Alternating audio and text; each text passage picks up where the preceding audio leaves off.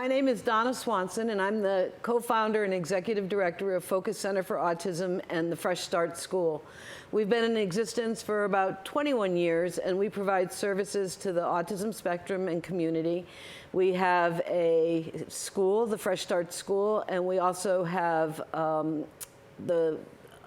we have a young adult program in Torrington, and you're going to be meeting some of our guests from there today. And we also have a group home in Barkhamsted for kids with autism. And we've been providing services now for 21 years, and we're very, very proud of that, and very proud of the work that we do and the people that we serve. So welcome to Life on the Spectrum. And at some point you'll see our Facebook site, and we would love you to like us on Facebook. And we would like to thank Nutmeg TV for allowing us the privilege of being on their sets and recording. Today we have Sharon Cable, who is our Coordinator of Support Services. Coordinator of Support Services. I was just checking it out to see if she knew her title. Yeah, make sure I know. And our special guest today, who is very excited about being here, is, who are you? Jason Wargo. Jason Wargo, and you are 23, correct? Yep. And you are in our Washington House program, and how long have you been with Focus? Well, Donna, I've been in Focus. Can you talk a little louder? I've been in Focus for like 2 years, maybe almost 3 years. That's what I was thinking. And I do remember when I first met you, and that you were not a happy person back then. You felt very misunderstood, and just, I don't know, you were just not comfortable and very unhappy. And you and I kind of connected that very first day. Do you remember? It was over something silly. Do you remember it? Oh, when you started singing "This Is the Way We Wash Our Hands." Yes, and you just thought that was, I said we have to wash our hands, and you're like, I don't want to wash my hands, or something like that. I said, this is the way we wash our hands, right? And that kind of sealed the deal between you and I, right? You thought, this lady, I don't know about this lady, but it made you laugh, right? Right. And it still does. So, Jason, tell us a little bit about yourself. You have autism, correct? Correct. And how does your autism affect you? How do you know that you have autism? Well, Donna, I was diagnosed at like 3 years old. Okay. Because my teacher advised my mom in nursery school to get me tested, and the test results for autism came out positive. Okay. So, living with autism after that was it was pretty challenging, What was challenging, honey? social stuff, like I had a hard time making friends and understanding social cues. Yep. Say if, for example, if I was to have someone come up to me and start talking to me, sometimes I think that, think different, what's really, it's hard to explain. So I think what you're saying is that it was hard for you to trust people too, and that when people approached you, you weren't sure how to read that. Were they friend or foe, right? Well, here's the thing, Donna.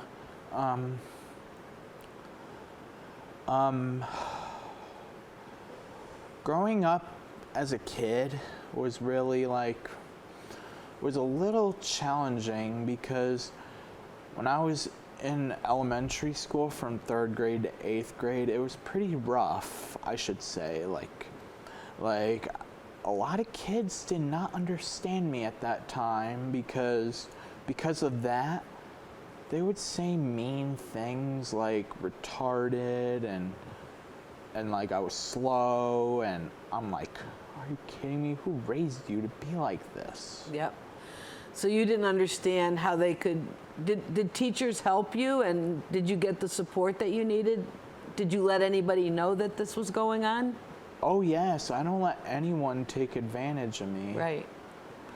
As soon as people started getting mean, I would always stand up for myself.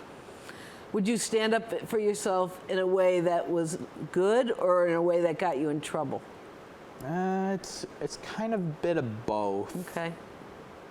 Okay. Do you feel like since you were diagnosed when you were 3, do you feel like you got the help that you needed? Oh yes, because the thing is, I got counseling. My mom brought me to counseling, and I've been in therapy since I was like 14. Mm-hmm. Yeah, I was 14.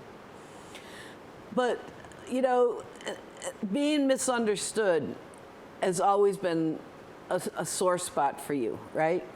Oh yes. And to this day, you still feel misunderstood, even though, but not by us at Focus, right?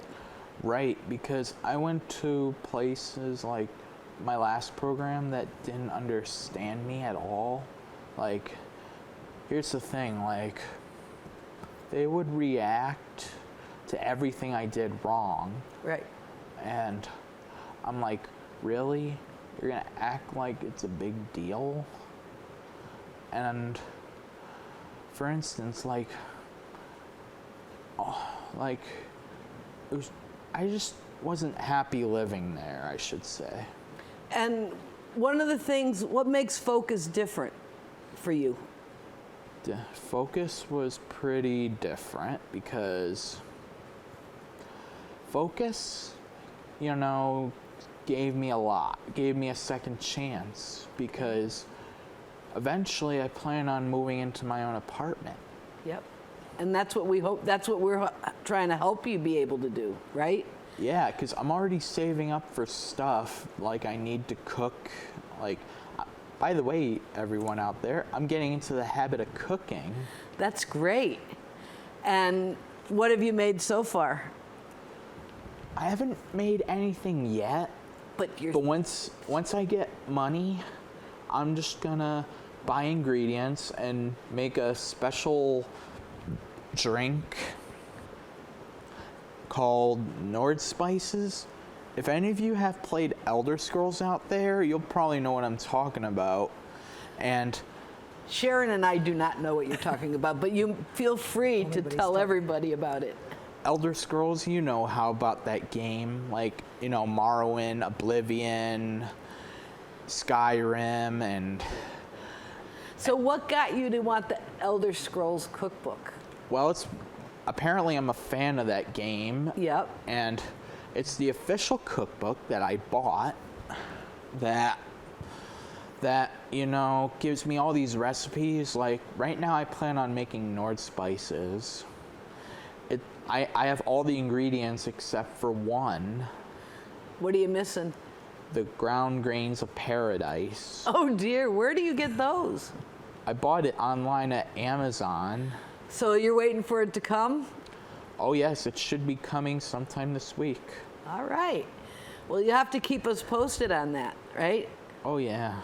So Jason, what are some of your challenges having autism? I have challenges like understanding, and even I have a hard time myself understanding people, because here's the thing,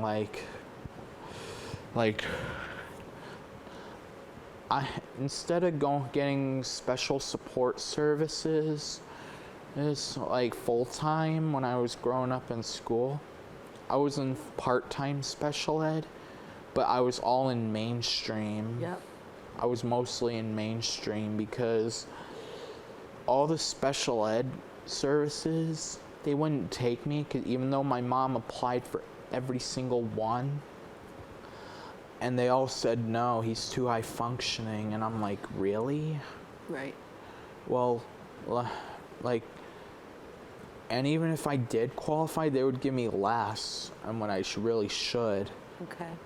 I'm going to ask Sharon a question about this because this is what we run into. What Jason is talking about is what we run into all the time. And it it's a real dilemma because it becomes about IQ rather than what the supports, what you need. So would you like to say a few words about that? And then I would also like you to talk about what you and Jason have in common together. All right.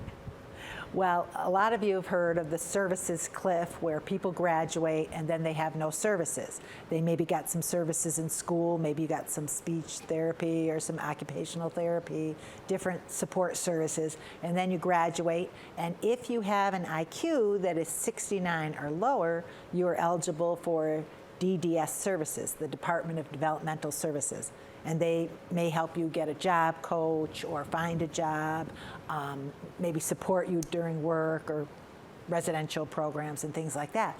But if your IQ is 70 or above, you're not eligible for any of those services. So you're kind of out on your own trying to make things happen and make things work. So that's why we started our Zoom program. Right now we're on Zoom because of COVID, mostly on Zoom. We do a few things in person, right? And we've been trying to coax Jason into the group. Jason prefers in person, right? To Zoom. And it's very hard to watch all those boxes on Zoom and take turns, and especially if you're a little shy and quiet, right, and Jason? It taps into one of the things that Jason gets his feelings hurt. And if you feel like you're not, on Zoom, if people are talking over you or you're not, I mean, we've made some changes to that, but Zoom is hard. And then it kind of triggers your old feelings of not being heard, people not paying attention to you, et cetera. So you get frustrated.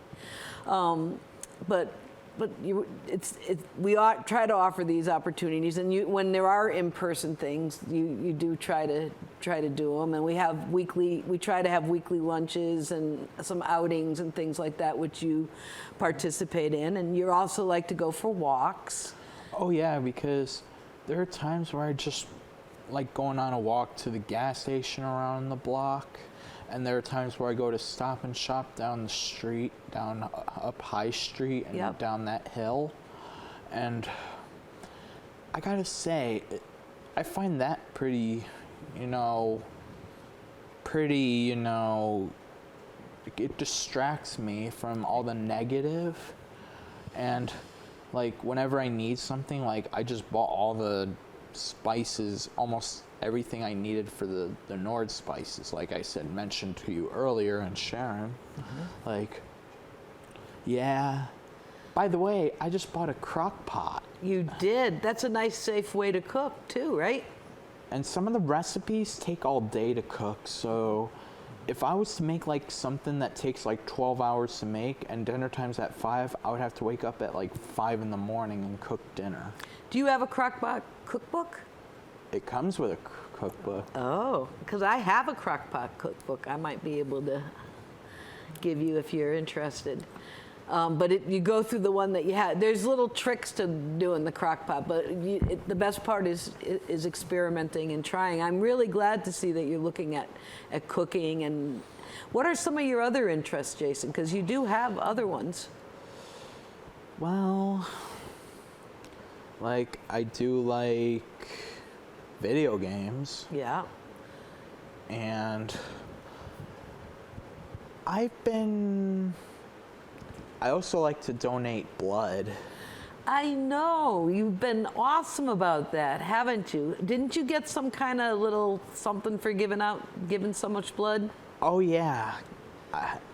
Because I donated over 8 pints of my blood, that's usually a gallon. So what I got was a gallon pin like this big. Yeah. So your heart is very big. And what's something nice that you do for the neighbor? Oh, my elderly neighbor. Yeah. Oh yeah, she lives right next door to me, and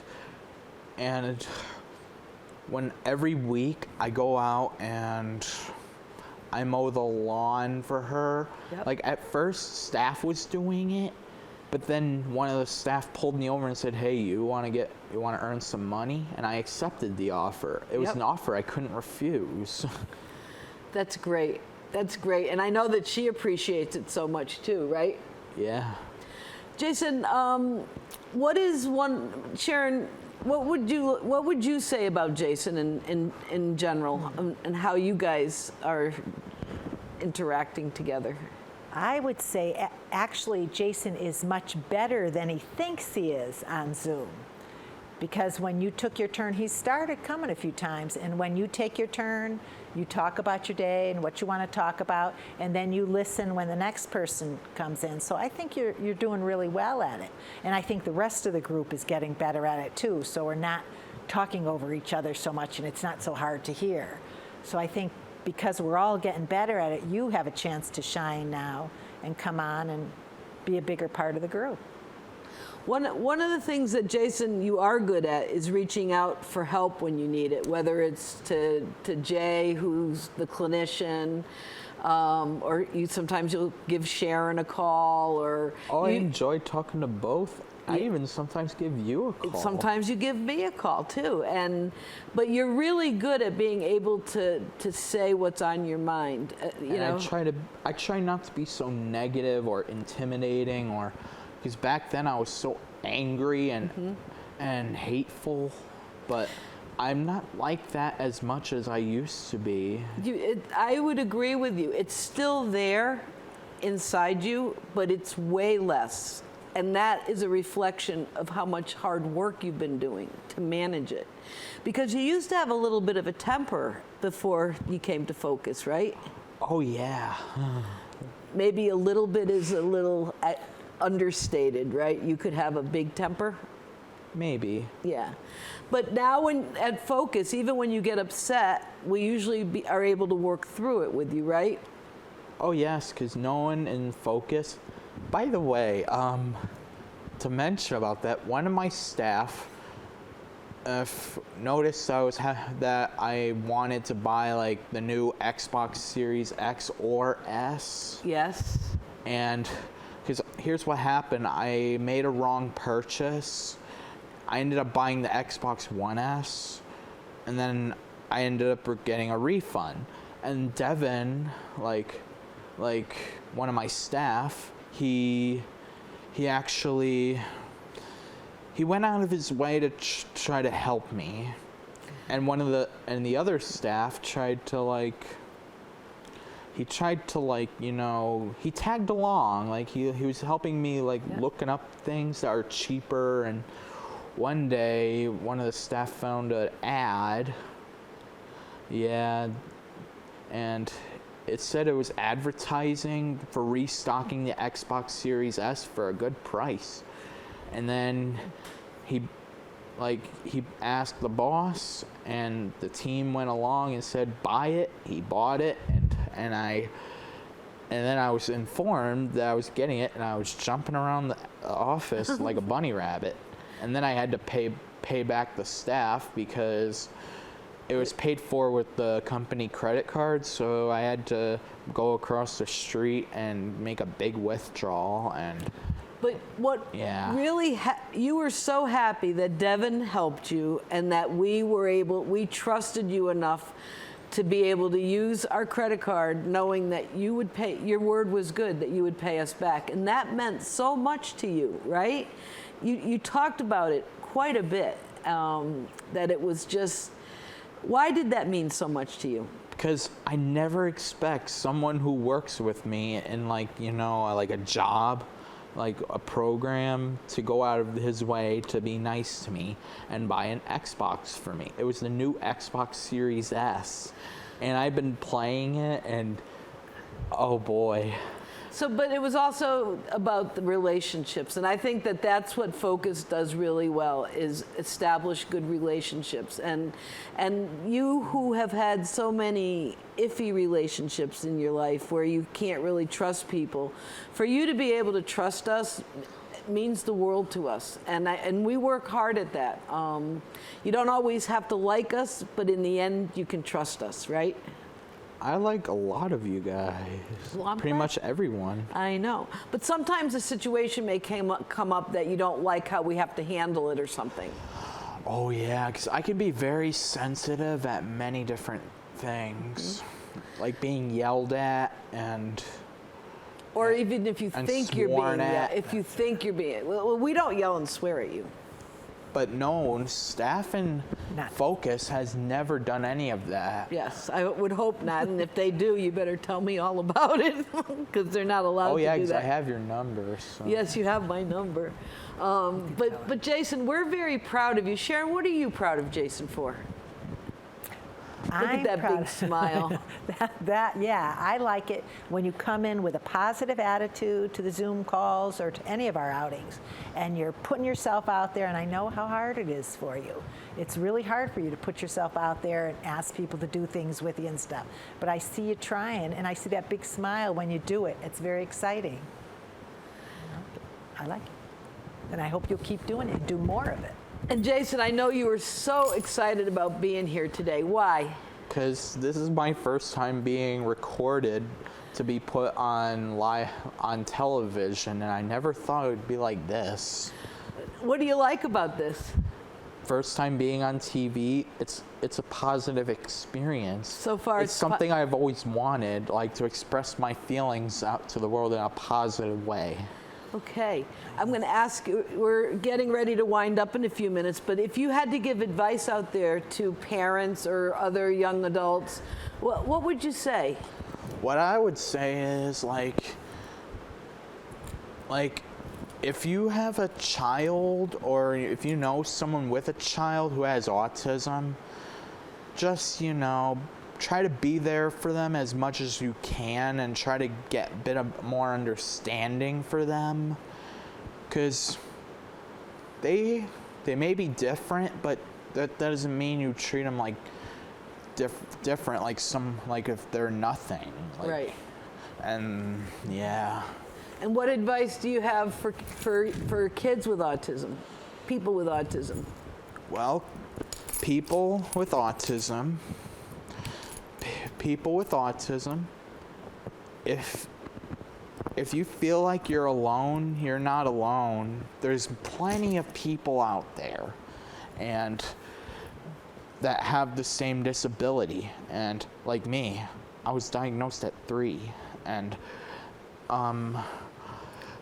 yeah, so One of our kids calls it autistic ability rather than disability. What do you think about that? Your Well, autistic abilities. I'm not saying I'm like, stupid or anything. No, you're not. No. We all have special talents, and that's sort of what you're saying is to accept your child, believe in your child, and for them to believe in themselves and to go for what they believe in and what they enjoy. No matter what age. If you're 30 and like Legos, you should be able to do that, right? We should be able to be who we are. And those who judge you and pick on you about that, just ignore them. Right. Surround yourself with people that care and understand, and those are the people that matter the most.